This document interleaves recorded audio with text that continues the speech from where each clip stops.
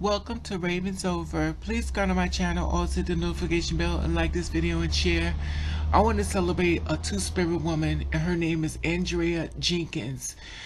I feel as though it is very important to give people their flowers while they're here. Why do we always wait till they die? Let's celebrate them, let them know that they are loved, and we thank you for everything you've done. Welcome to Hey, what's up? How you doing? How you been? What's going on? What's good? Are you getting it in? Somebody getting it for you? What's going on, people? Subscribe to my channel.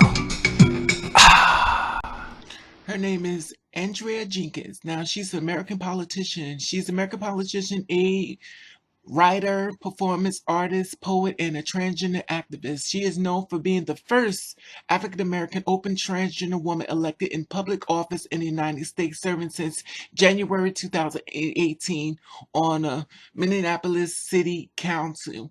Now, she was born in 1961. She has the age of 59 years old in Chicago, Illinois. So we celebrate ANDREA JENKINS. Now, she is the vice president in Minneapolis City Council. She is a writer, performance artist, poet, and a transgender activist. She is the first African-American openly transgender woman to be elected in the office back in the United States since January 2018. She has served as the vice president of Minneapolis City Council. Jenkins has also been involved in the local communities. She has been a champion for Minnesota, fighting for the rights of trans women of color and speaking out for equalities in the Black community. A reluctant leader who has used to doing her work without the lenses of the camera on her. She never dreamed of the national notoriety, but could not imagine she would be making history. But the presidential campaign back in 2016 changed everything for her.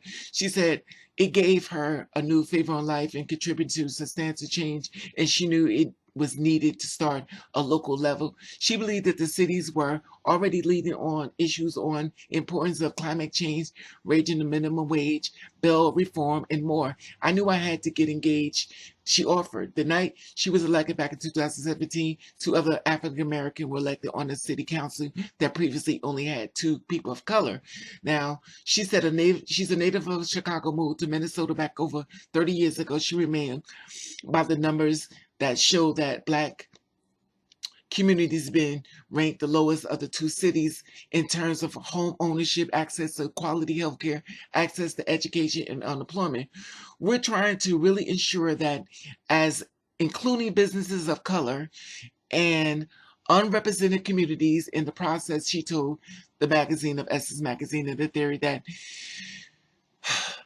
that and the hope and desire that initially creating this strategic race equality actions plan will help migrate some of the most oppressive and systematic racial policies that we have and overcome those, if you will. She also moved to Minnesota to attend University of Minnesota back in 1979 and was hired in the Hennepin County government, where she worked at for decades. Ms. Jenkins worked as a staff member in the Minnesota City Council for 12 years before working in a transgender oral history project in the University of Minnesota. James Nichols Trenner, collector of gay, lesbian, bisexual, and transgender studies. She also holds a master's degree in communications, developing in the Southern North Hampshire University, MFA in creative writing in Hamline University, and a bachelor degree in human services in Metropolitan State University. She is a nationally internationally recognized writer and artist. Back in 2011.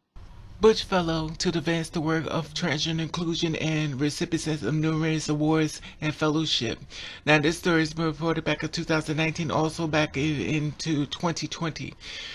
I want to share her story because I feel like this.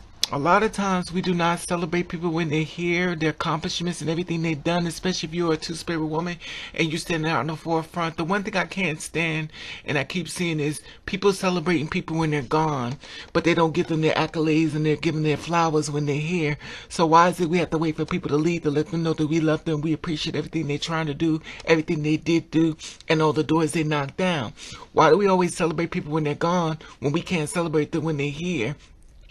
We need to acknowledge people for their strength. We need to show people, listen, thank you. Thank you. Because a lot of us won't come out and do it. A lot of people will sit back and they'll judge, they'll ridicule, but they won't do anything. Then you find someone who's going to stand in the forefront and fight for rights and fight for us and fight for many people. It's not even always about the LGBTQ. They're fighting for people that are oppressed, different, and even people that's in poverty, struggling, and people that just can't get to have a voice. They speak out and they have the voice. So I feel as though it's really important that we have to celebrate people, or we should celebrate people while they're here. And I've noticed this pattern over and over and over, and I noticed many times I've noticed people will go, well, so-and-so said this, but they're gone now, but did you appreciate them when they were here? This is the question. And I want to celebrate her and her accomplishment, because look at the little things we go through and the trials and tribulations we go through for the platform she's on. Can you imagine what even more shows she has to deal with? And that's something that is very powerful that people don't really realize it. I have a small platform, but she has a huge platform. And it becomes very problematic because of who she is, and she's standing up for who she is and showing people, listen, we are good people. We're pretty much like you and me. We are real people. We're human. We could do these jobs. We could do a lot of things. If you give us a chance, if you open up the door, we'll show you our work, our worth. And I think it's very important that people see her. It's very important that you see her.